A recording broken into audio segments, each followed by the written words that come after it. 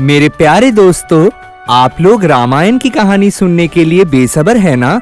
आज मैं आप लोगों को सुनाऊंगा कुबेर की कहानी। महर्षि भरद्वाज की इकलौती पुत्री देववर्णिनी और महर्षि वृषर्वा के एकमात्र संतान कुबेर। कुबेर ही माली, सुमाली और माल्यवान को हराकर स्वर्ण लंका के सिंहासन पर विराजमान हुए। ये जो कुटिया आप लोग देख रहे हैं, यही रहते हैं महर्षि वृषर्वा, देववर्णिनी और उनके पुत्र कुबेर।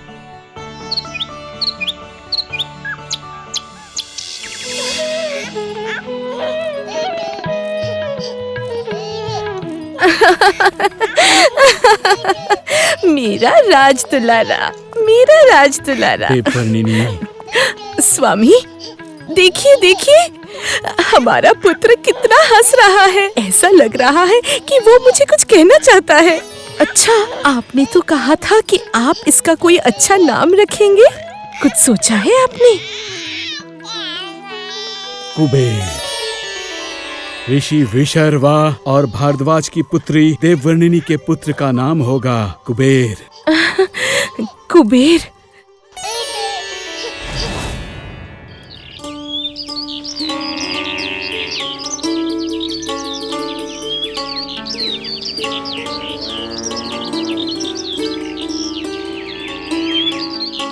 पिताश्री, माता, आप लोगों से मुझे कुछ बात करनी है।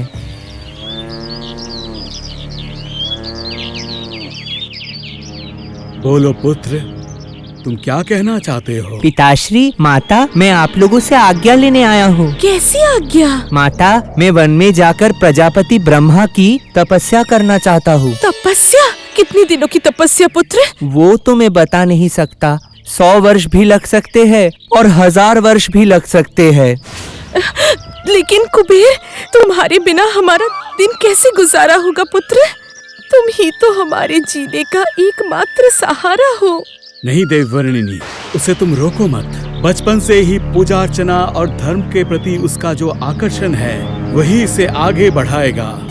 तुम जाओ पुत्र, हम लोग तुम्हारी राह देखेंगे। आप लोग मुझे आशीर्वाद दीजिए ताकि मैं अपनी तपस्या में सिद्धि लाभ कर सकूं। सफलता प्राप्त हो। तुम्हारा मंगल हो।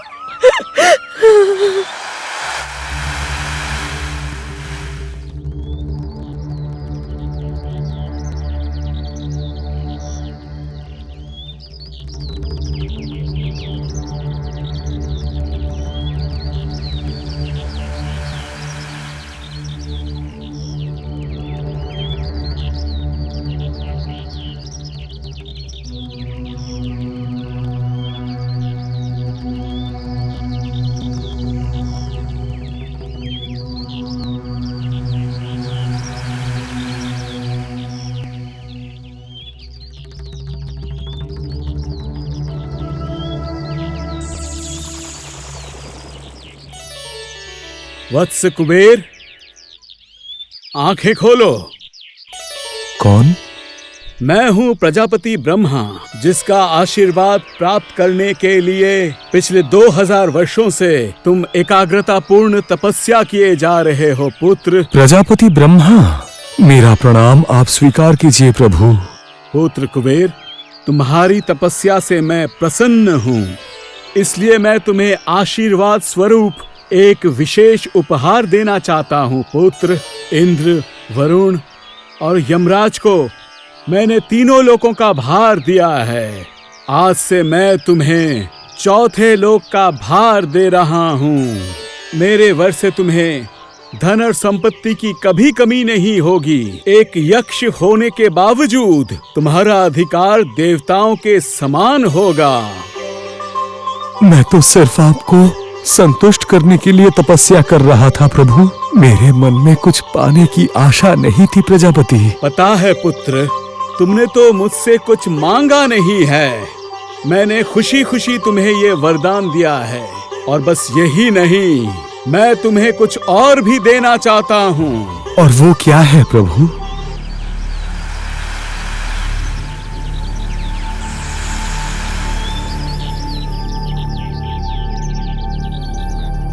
ये है पुष्पक विमान।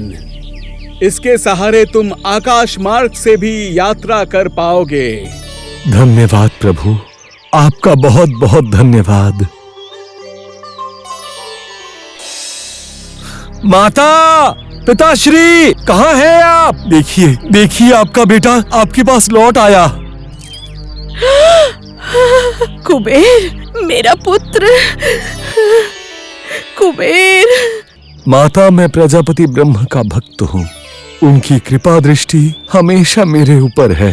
तपस्या में सिद्धि प्राप्त करने के बाद मुझे कहाँ रहना चाहिए ये तो वही बताएंगे, लेकिन उन्होंने तो मुझसे ऐसा कुछ नहीं कहा। इसलिए मुझे समझ नहीं आ रहा है कि मुझे कहाँ रहना चाहिए। आप मुझे परामर्श दीजिए पिताश्री। इधर आओ। देखो पुत्र, तुम्हारी चिंता का कारण बिल्कुल ठीक है। तपस्या में सिद्धि लाभ के बाद कोई भी काम में आराध्य देवता की अनुमति लेना आवश्यक है। हे भगवान, तो अब मेरा पुत्र कहाँ रहेगा? मैं सच में नहीं जानता माता। मुझे बस इतना पता है कि मुझे इस समय बहुत भूख लगी है। अरे हाँ, बिल्कुल सही कहा। भूख के कारण तुम्हारा चेहरा उतर गया है। आप लोग बात कीजिए, मैं कुछ खाना लेकर आती हूँ, ठीक है? इस मामले में मैं एक प्रस्ताव रख सकता हूँ। कैसा प्रस्ताव पिताश्री? तुम्हारे चले जाने के बाद स्वर्ग राज्य में बहुत दुस्समय आया था। माल्यवान, सुमाली और सुमाली नाम के 3 राक्षस भाइयों के कारण त्रिभुवन कांपता था। ऐसा कोई पाप नहीं जो उन्होंने नहीं किया था, और इसलिए भगवान श्री विष्णु ने अपने हाथों से उन लोगों को दंड दिया।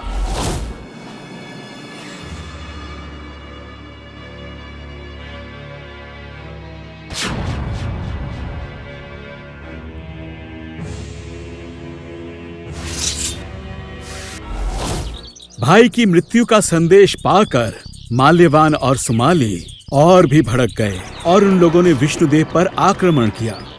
माल्यवान, चलो। अरे बाप रे, जल गया, जल रहा हूं मैं।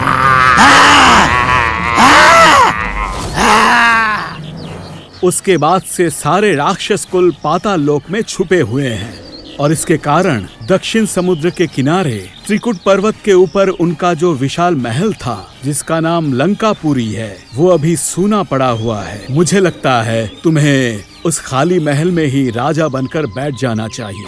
किंतु नहीं, और कोई किंतु नहीं। राक्षसों के आने के बाद वो सिंहासन पर बैठ जाएंगे, किंतु उससे पहले ही तुम्हें उस सिंहासन पर बैठना होगा, बैठना ही होगा। जैसी आपकी आज्ञा। विजयी भव। अपने पिताश्री की बात मानकर कुबेर लंकापुरी पहुंच गए और वहां के राजा बनकर राज सिंहासन पर विराजमान हुए। मुनि विश्वश्रवा के पुत्र लंकाधिपति कुबेर राजसभा में पधार रहे हैं। लंकाधिपति कुबेर की जय।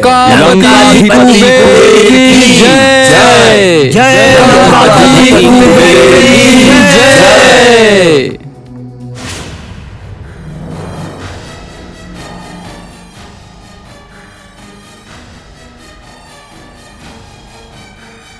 क्यों, तुमने देखा कैसे वो मुनि विशर्वा का पुत्र कुबेर हमारी लंकापुरी पर अधिकार जमा कर राज कर रहा है, और हम लोग पाताल में छुपे हुए हैं। इन कुछ दिनों में इतना कुछ हो गया है सुमाली, और तुम कुछ भी नहीं कर सके। और यहाँ जितने भी राक्षस हैं, इन राक्षसों से भी अब कोई नहीं डर रहा है। छी, राक्षस कुल के कलंक हो तुम लोग। छी। हमारे पास और कोई उपाय नहीं था भ्राता। तुमने तो देखा ही किस तरह विष्णु ने माली का वध कर दिया, और तुम पर भी अग्निबाण चलाकर तुम्हें घायल कर दिया। और अगर वो मेरा वध भी कर देता, तब ये राक्षस कुल की देखभाल करने वाला कोई ना होता। ठीक है, अभी तो मैं स्वस्थ हूँ। चलो, उन कायरों को अभी के अभी लंकापुरी से बाहर निकालते हैं। चलो। रुक जाओ माल्यवान। अब क्या हो गया? आक्रमण करने से पहले हमें थोड़ा और विचार विमर्श करना चाहिए। सुनो, तुम लोग अभी जाओ, आवश्यकता पड़ने पर बुलाया जाएगा।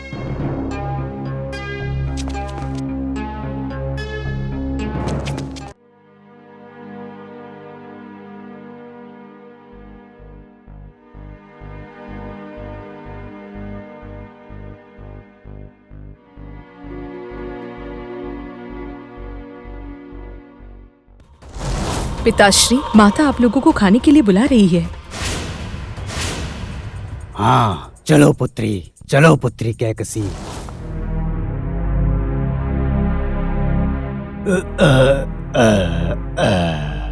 आज का भोजन बहुत अच्छा था। कैकसी ने कहा कि तुमने मुझे बुलाया। हाँ, बैठो यहाँ।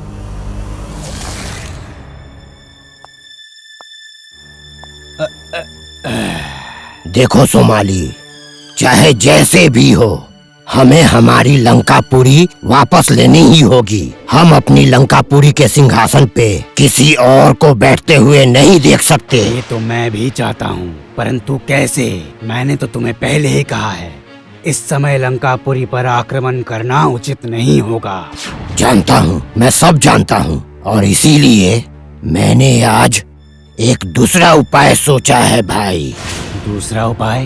क्या दूसरा उपाय? देखो, लंकापुरी वापस लेने के दो रास्ते हैं, एक युद्ध और दूसरी रिश्तेदारी। क्या रिश्तेदारी मतलब? रिश्तेदारी मतलब उत्तराधिकारी। अगर हम लोग किसी तरह से कुबेर के पिता से रिश्तेदारी कर लेते हैं और इसी रिश्तेदारी से उसका कोई उत्तराधिकारी जन्म लेता है, तो फिर हमारी लंकापुरी फिर से हमारे राक्षस कुल की हो जाएगी। हाँ, परंतु विशर्वा मुनि को हम रिश्तेदार कैसे बनाएंगे? विवाह करवाना होगा। कैकसी अब विवाह के योग्य हो गई है। हम लोग कैकसी का ही विवाह उनके साथ करवाएंगे और रिश्तेदार बनेंगे। वाह, ये तो उत्तम प्रस्ताव है, परंतु क्या कैकसी तैयार होगी? कैकसी हमारे कुल की पुत्री है। वो राक्षस कुल की भलाई के लिए सब कुछ करने के लिए तैयार हो जाएगी, तुम देख लेना।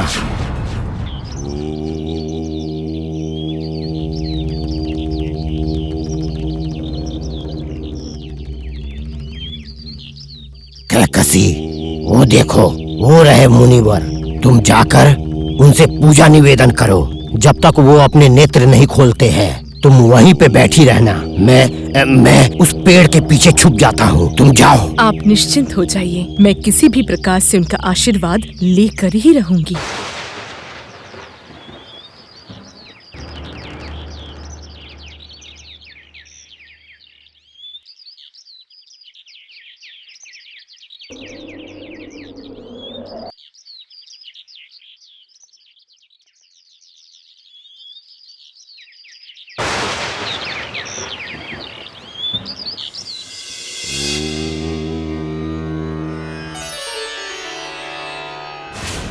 हे नारी, मैंने दिव्य दृष्टि से देखा है, तुम प्रातःकाल से यहीं पे बैठी हो।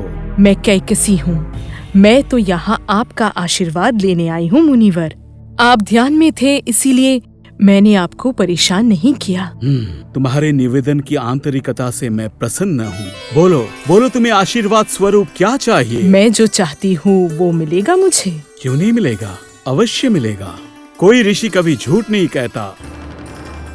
बोलो, क्या चाहिए तुम्हें? मैं आपके चरणों में स्थान चाहती हूँ प्रभु। मैं चाहती हूँ कि आप मुझसे विवाह करके सारा जीवन आपके साथ मुझे रखें। मुझे आपके साथ इस वन में रहना है। आप इसकी अनुमति दीजिए। हाँ? ये तुमने क्या मांग लिया कैकसी? तुम्हारे साथ मेरा विवाह, ये कैसे संभव है? आपने मुझे वचन दिया था मुनिवर कि मैं जो चाहूंगी आप मुझे देंगे, लेकिन अब आप अगर मुझसे विवाह नहीं करेंगे तो मैं यहाँ बैठकर अपनी प्राण त्याग दूंगी। ये मेरी प्रतिज्ञा है।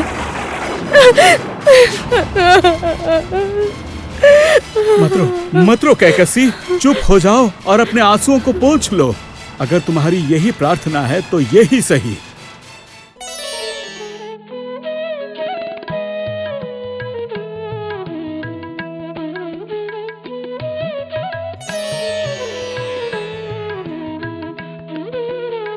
मैं आज तुमसे यहीं पर गंधर्व विवाह कर रहा हूँ।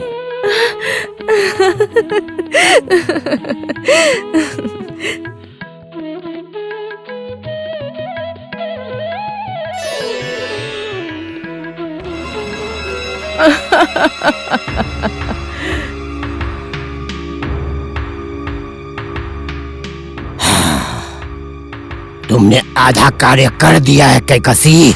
अब तुम्हारी गोद में बस एक उत्तराधिकारी की आने की देर है।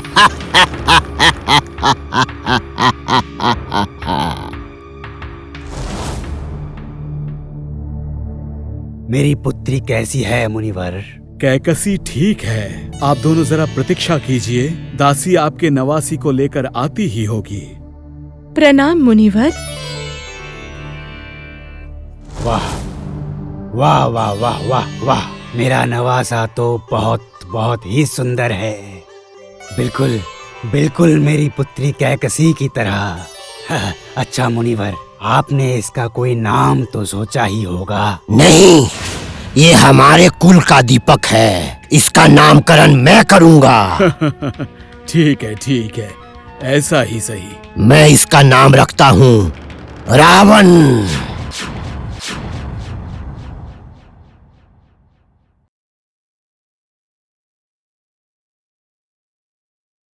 रावण रावण रावण। नाना जी, नाना जी।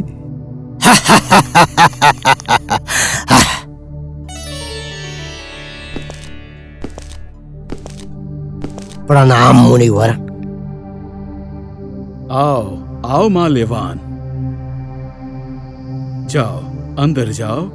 कैकसी और शूर्पणखा अंदर ही है। चलो रावण, तुम्हारी माँ से भेंट करके आते हैं।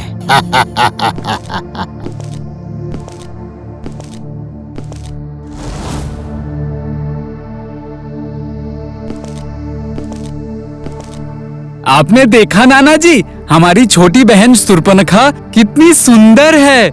माता, क्या मैं इसके साथ खेल सकता हूँ? रावण, तुम्हें अभी बहुत सारे कार्य करने हैं। तुम अपने भाई बहनों में बड़े हो। पूरे राक्षस कुल को तुम्हारे ऊपर भरोसा है, इसलिए खेल कूद करके अपना समय व्यर्थ करने की कोई आवश्यकता नहीं है। तो फिर अब मैं क्या करूँ नाना जी? अपने आप को तैयार करो रावण।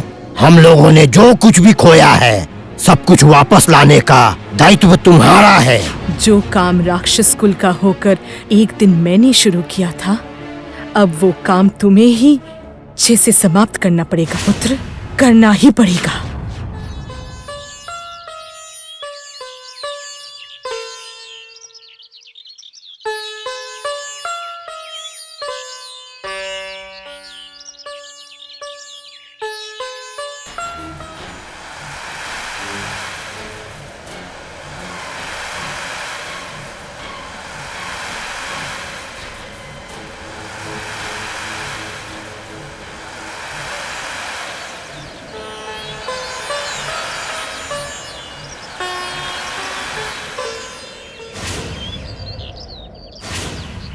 कुबेर, कुबेर मेरा पुत्र, मेरा कुबेर, कुबेर। कल्याण भव। कैसे हो पुत्र? बहुत दिन हो गए, तुम्हारी कोई खबर मुझे नहीं मिली। मैं ठीक हूँ पिताश्री। माता, ये कौन है? ये है कुबेर, तुम्हारा सौतेला भाई। इनके पास कितना सुंदर वाहन है। इनका आभूषण भी कितना सुंदर है ना माता? सुंदर तो है ही, लेकिन सब कुछ जबरदस्ती छीन लिया गया है।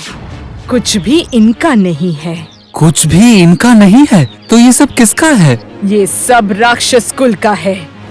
ये सब तुम्हारा है। ये सब कुछ मेरा है? बोलिए माता। हमारी सुविशाल लंकापुरी भी तो इस कुबेर ने हमसे जबरदस्ती छीन लिया है। और तुम और तुम्हारे छोटे छोटे भाई बहन इस छोटी सी कुटिया में फटे पुराने कपड़े पहनकर जीवन बिता रहे हो। धिक्कार है मुझ में, धिक्कार। आप मत रोइए माता, मैं आपको वचन देता हूँ कि जो कुछ भी हमारा है हम उसे पुनः प्राप्त करेंगे। राक्षस कुल का अधिकार मैं फिर से लौटाऊंगा। बहुत जल्द ही उस लंका के राज सिंहासन पर मेरा अधिकार होगा। लंका का राजा बनेगा ये रावण। और इसी तरह रावण ने प्रतिज्ञा ली कि वो अपने ज्येष्ठ भ्राता कुबेर को हराकर लंका का राजा बनेगा।